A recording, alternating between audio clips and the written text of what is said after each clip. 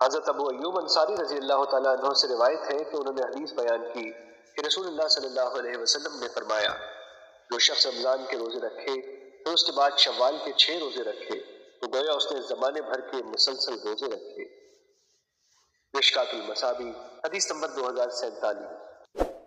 انس بن مالک قابی رضی اللہ تعالیٰ عنہ بیان کرتے ہیں رسول اللہ صلی اللہ علیہ وسلم نے فرمایا اللہ نے مسافر سے نصف نماز ساقط فرما دی جبکہ مسافر دودھ پلانے والی اور حاملہ خاتون سے روزہ ساقط فرما دیا۔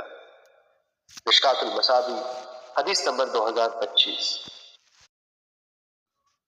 حضرت عمرو بن عاص رضی اللہ تعالیٰ عنہ بیان کرتے ہیں رسول اللہ صلی اللہ علیہ وسلم نے فرمایا ہمارے اور اہل کتاب کے روزوں میں سحری کھانے کا فرق ہے۔ مشکات المصابیح حدیث نمبر 1983۔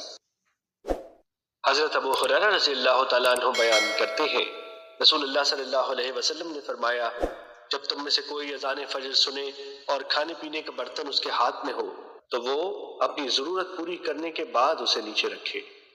مشکات المصابیح حدیث نمبر 1988۔